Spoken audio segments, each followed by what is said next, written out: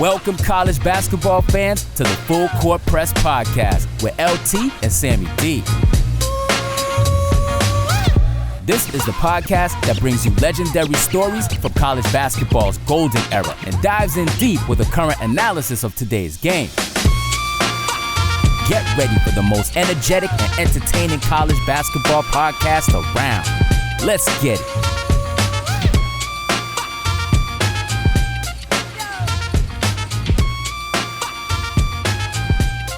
Sam, this is going to be a great week, a great day, and you want to know why it's going to be a great day and a great week for the Full Court Press Podcast of College Basketball Experience? Why is that, LT?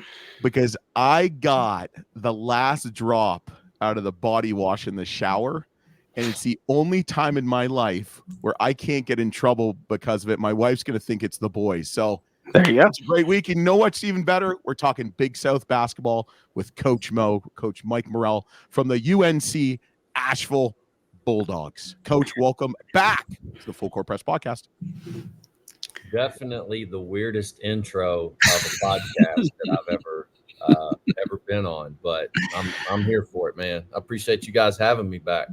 Yeah. No, it's great. It's great. So really no off season for head coaches anymore, huh? What's that been like this summer? You don't have enough time in the day.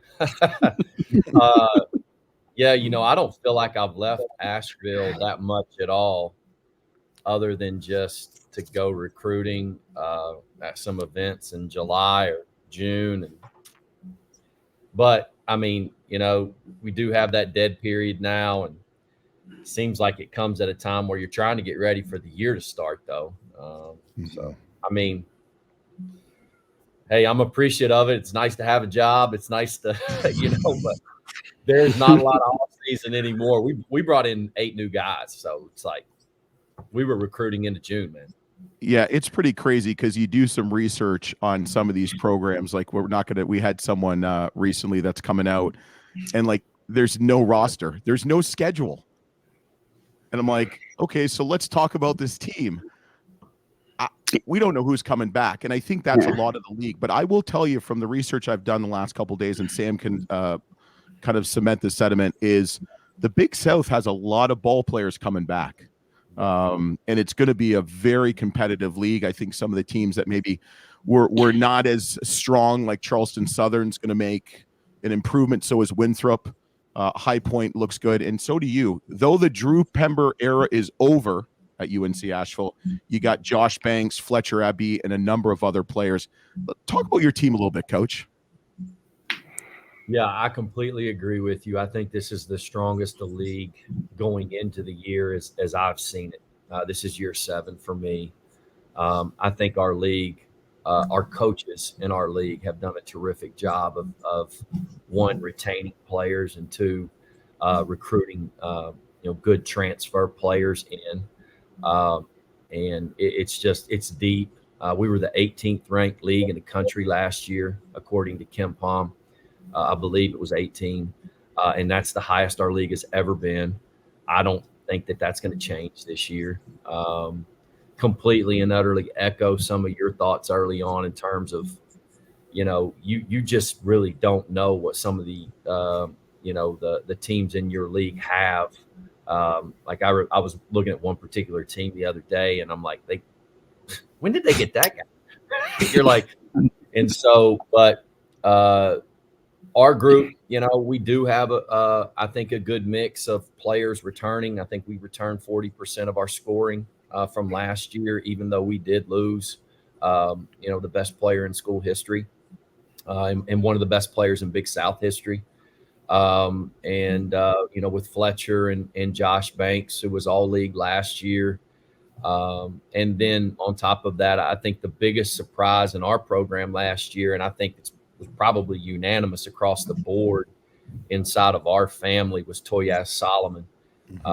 And he started, I think, guys, the last 9 games of the year, I believe, for us. And I told people at the time it was really undeniable that he earned that position.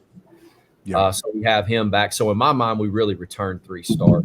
And then the 4th is Greg Gant, who played a good amount for us coming down the stretch. He just was not healthy last year. So knock on wood, we can keep them. So that's what I'll tell you about our group, especially from a returning experience standpoint.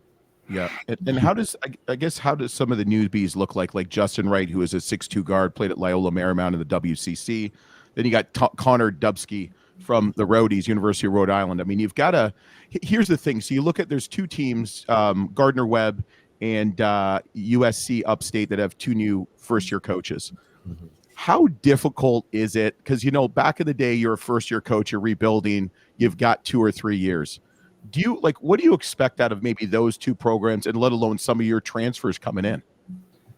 Yeah, so I'll start with us. I mean, Justin Wright is a kid that we've known for a long time around here. We recruited Justin out of high school. He was an all-MEAC player at North Carolina Central, which you guys know how good of a program Coach Moten and those guys have there. They won 1 million games.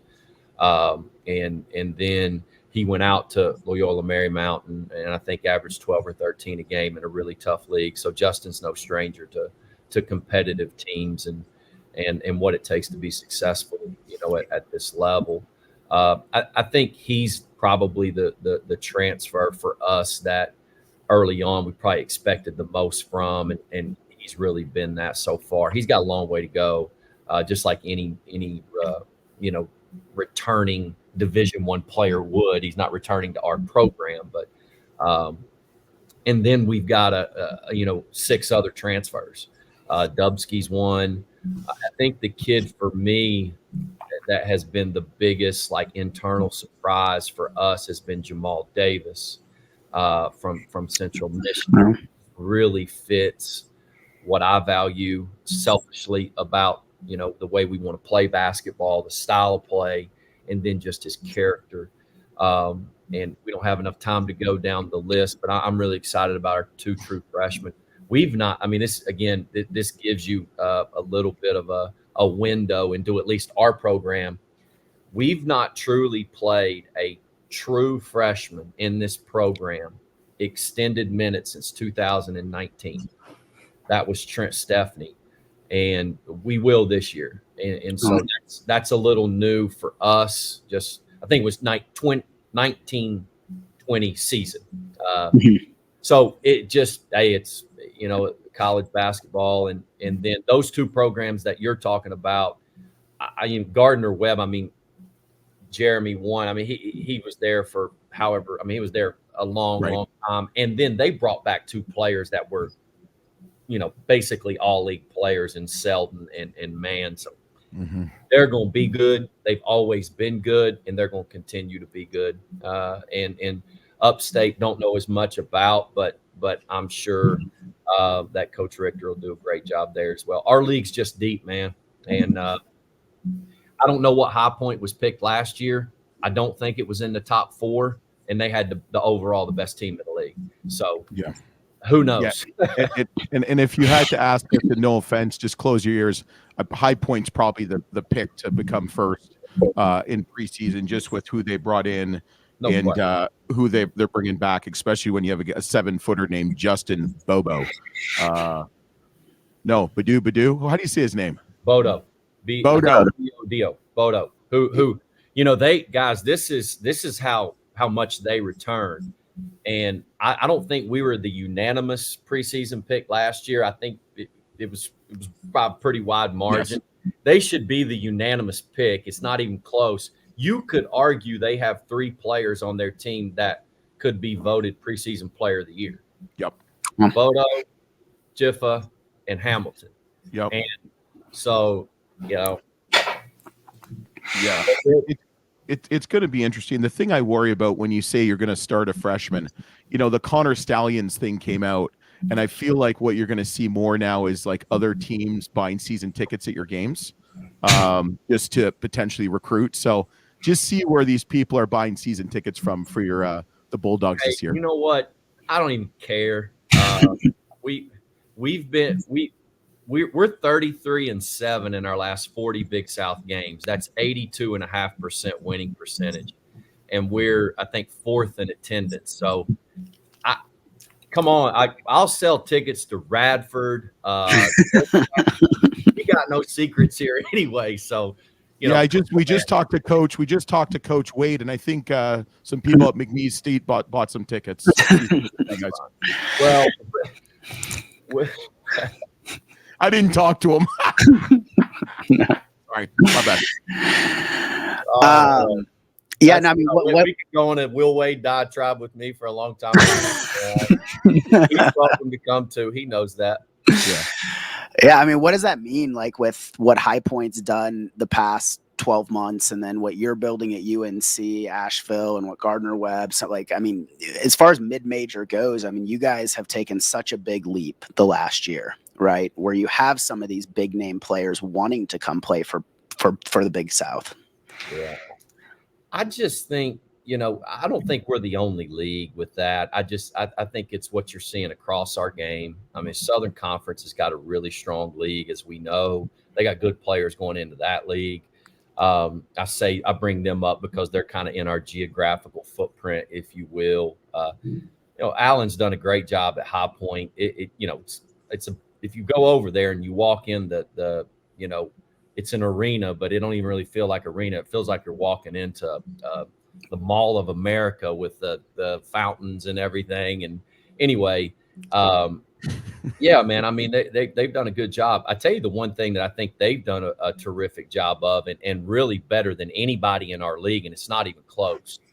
They have made their game day experience there just terrific. And I mean, we've played over there the last 2 years, and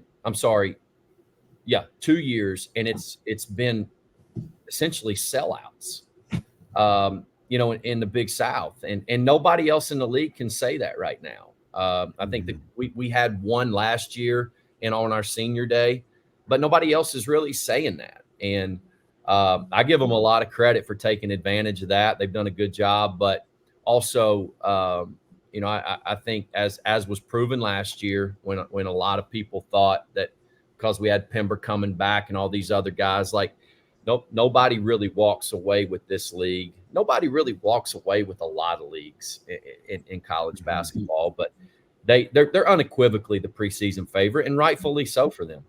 But isn't it funny, because let's be honest, a lot of these mid-major programs, actually all of them, it's a one bid league. Yep. So really your tournament your season is really 3 or 4 days in March. You could be, as long as you're not like bottom 3, you've got a chance. Well, here our league is a great example of that. Okay, 2 years ago we won the league by 4 games. We clinched the week before 2 weeks before the conference tournament, and then we found ourselves down in the semifinals and the finals in the last 2 minutes of the game. We could have lost any of our games. We have a crazy comeback and end up getting the bid.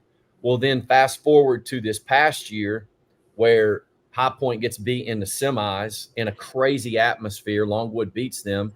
Longwood guys could have finished 9th in the league if they wouldn't have won their last game. And so they weren't the 9th best team in the league. I mean, they had a good team. So, man, you could argue it's anyone. But, we were 12-4 and made another championship game appearance, and we just ran into an absolute buzzsaw in Longwood, and credit to them. They got it going for those 3 days, and they were the bid winner. Yeah, the Lancers, who eventually lost to Houston.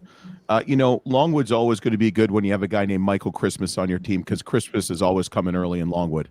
So I'm really excited about it. But here's the thing is, you get a couple players back like you have. I feel like you have, bar from High Point, some of the most returning players. But it's really interesting, like we've talked. Shit, you know what? What the hell is a blue hose? I don't know, but I think I know, but I don't think I'm educated enough to really go in depth with it. So what would you, like, off the cuff, say a blue? Because I didn't do enough research to talk about Presbyterian, but they're called the blue hoses. Some type of warrior. I think. You put a lot of fear in us, Coach. You put a lot of fear in us. They're a warrior. They're a warrior. But I should know that, though. I should know that. I should know what all the mascots in our league are. is Yeah. Yeah. On all your days off that you have from recruiting, coaching, all that stuff, you're gonna go study up on the By men's the end of the day, I'm going to make for sure I know what that is. All right. Yeah. All right. Yeah. How important is JUCO players now with a conference like yourself? I mean, the whole NIL and the transfer portal has kind of changed recruiting forever. I mean, how much weight do you put in JUCO recruiting now than you did before? I don't think we put any more or any less weight on it. Here's what I say, that in terms of just as the head coach, I'm the longer I do this, the more convicted I become in what I believe and what I want. And I use the word I a lot there, but what we want here at UNC Asheville. And so I think there's a lot of value in junior college recruiting if it's right for your program and your university. And so arguably the most talented player in our program, Toyaz Solomon, is a junior college transfer here. I don't know that the transfer portal makes it any more important or any less important, but I think there's definitely a place for it. I know we spend a decent amount of time recruiting junior college, but I think it's about like what you value. Like if you feel like you're in a place where, you know, you got to be a little more creative in terms of some of the things that you're doing, and you feel like, you know, you're in an area where you can recruit more junior college, then do it. I think what I found out early in my career is that if you continue to change what you're committed in, then you're really convicted in nothing. And so I guess that's the best way I would answer that. But I know we we've only had one here in 7 recruiting years, but that one has been really good. Mm-hmm. Can you talk a little bit about the NIL landscape of the Big South and kind of how that's playing out over the past couple of years? Sam, this is supposed to be a 15 to 20 minute interview. Yeah, and we're in between 15 and 20 minutes. Like, I mean, I mean, it's like, I mean, you see so many of these collectives popping up, right? And it is kind of like, okay, like who can get who, and what does culture mean versus what money you can put on the table, and you know. Yeah, I was at an event in Florida a couple weeks ago, and it was a pretty pretty big coaches clinic, and coaches spoke pretty freely inside that arena, if you will, both on the men's and the women's side. And you know, I think the thing that I brought up is, if you take the Big South and you talk about the haves in terms of that and the have-nots, then, and I'm not going to bring up schools, but the haves and the have-nots in our league, that gap is way, way wider than like the ACC or the Big 12 or whatever. And so I think at our level in the Big South, we have to continue. I know here we have to continue to try to be creative in those areas, but also try to go out and try to get the best players we can. That's not the number one priority for them. And maybe at other schools, they can put out a dollar figure where, you know, they can get kids like that. We can't here. And I would assume that's a majority of the Big South, but I don't claim to know. One thing that is a real I say a pet peeve, but there's so much information when it comes to this stuff on both sides, from the coaching standpoint, the player standpoint, what's in the media, whatever. There's so much misinformation. Now, I'm sure some of it's true too, but yeah, I don't claim to know what other people have. But you see how other people are recruiting, and you're like, wow, that's impressive.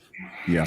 Yeah. To your point, you just don't know what to believe anymore. You have boosters from different programs feeding the press information to try to then, you know, re-recruit a player or take a player from somebody else. And so it's like, it just seems like a whole other thing that as a head coach, you would have to manage and deal with.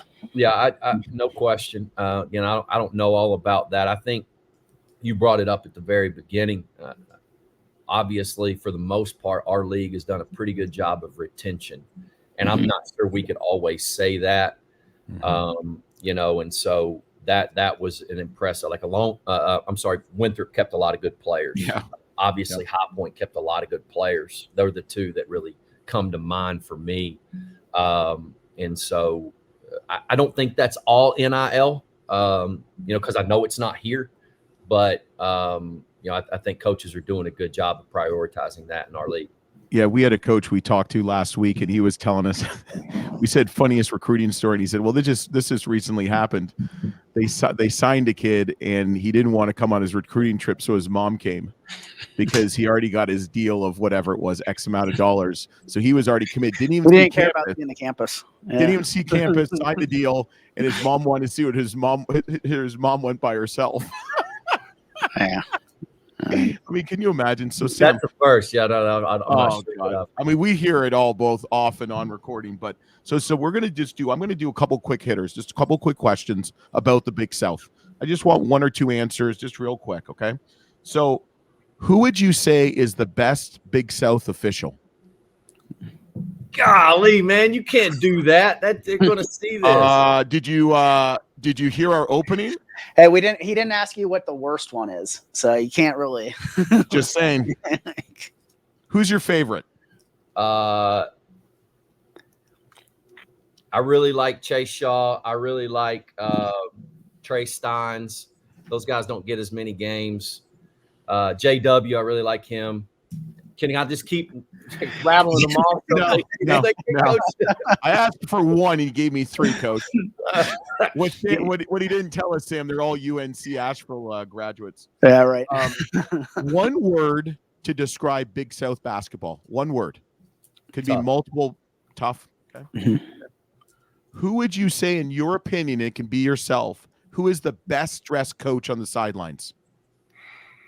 I got to give that to Griff Aldrich because he continues to stay in the suit. Okay. Yeah. The one-piece suit. Okay. Who would you say is the most animated coach on the sidelines? It's Allen Huss at High Point. I don't, think it's close. Like, is he more like Frank Martin 20 years ago, or more like the Hurley brothers? Probably a little bit of both. I mean, I probably used to be in my younger years. My just don't have. Dude, you look 28 years old. You're still young, man. You look good. I don't know that my heart is, though. The doctor, you can't see on the inside. All the wear and tear. I'm gonna tell that to my wife. Allen just finished his first year, so talk to him going into year 7. I don't know. Oh my God, yeah. We said to Coach Martin, "You're not as animated." He's like, "Well, I've matured, haven't I?" And he was kind of like, we put him on the spot. Okay, I think you said this, but we'll reiterate this. Toughest place to play, would it be High Point? It has become High Point, yes. Yeah. What else is like just a tough? Although I will say this, we are 25-2 in our last 2 years. We're 25-2 at home, but High Point. Yeah. Which arena has the worst? Which college arena has the worst sightlines for shooters? Sidelines? Sightlines, like. Probably PC. Okay. Best college town or restaurant in the Big South? Best college town and restaurant? Or restaurant in the Big South, one or the other. And I can't say Asheville. You can, but you got to say somewhere else too. Yeah, okay. Well, I think Asheville's the best town. Okay. I'm going to go with Charleston Southern because I love Charleston. And I'm going to my favorite place to eat there is Halls downtown. Oh, the Chop House, baby. The Chop House. Yeah, that probably is maybe my favorite place just to eat in general. Shout out to Halls. They always take good care of you, man. Those guys. Love it. Yeah, you should take your team there. Can you forward this over to Halls and like at them or whatever? We'll take that clip and just see if they reposted for you, and we'll do that for you, Mark. Little team dinner for you. All right, two more quick questions. Which team had the most fouls in the Big South last year? Which team had the most team fouls? Now we're going trivia. That were called or not called?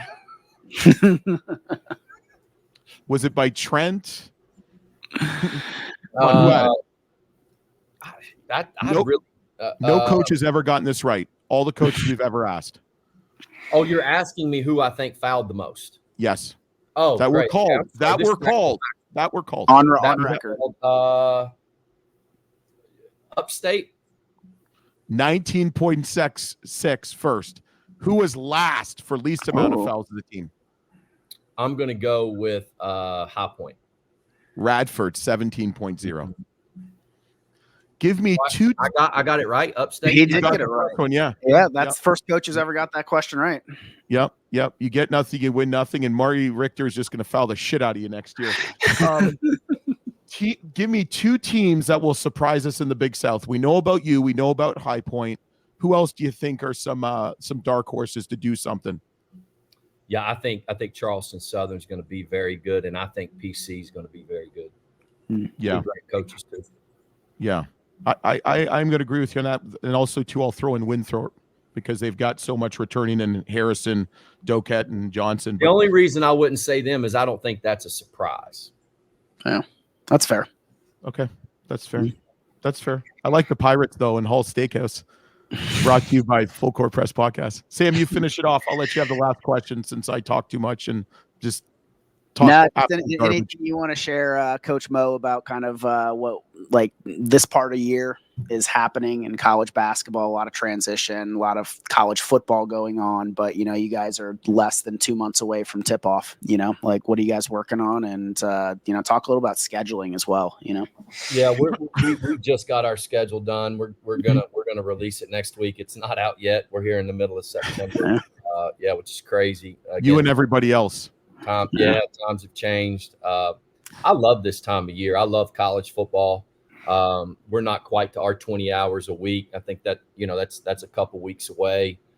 We've had a good amount of time with our guys here throughout the summer. So, a decent amount about them, not everything, but a decent amount. I think right now you're trying to stay healthy. You're about 5-6 weeks away from your first scrimmage. So it's out there, but it's not too far.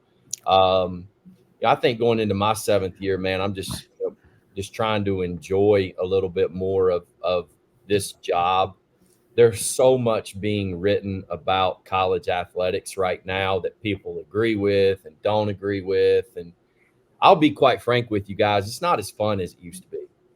It's just not. And one of the reasons is I think that's on us as coaches, as administrators, everything. But I think it can be. I think some people have really fought, adapting to what this new normal is. And you use the transfer portal, the NIL, to this settlement and all this stuff. And one thing I'm just trying to remind myself is just to enjoy coaching again, because I've gotten caught up in a lot of that. And I said this the other day. I think one thing that I've really noticed the last 2 years, we've won 49 games. That's the 27th most in America here, which is top 30, which is really hard to do. But, we got to learn how to deal with success too. There's a lot of stuff that comes from that. And so just trying to enjoy it a little bit more than maybe we have in the past, because you can get caught up griping and stuff about a lot of things. But it's heard Mike Bray say this one time, and obviously he stole this, but it beats having a real job. Yeah. Not as great as being a podcaster who's trying to make it big and not making any money. And that's good though. That's a good comparison, Coach. But we're excited for it. We're excited for the Big South. We're excited for the Bulldogs. And first ever, we're doing all conference preview shows. You are the first one. Hopefully, you're not the last. And so listen and follow the Big South Conference. And we'll be back next week or next time on the next preview show of the college basketball experience. Full Court Press.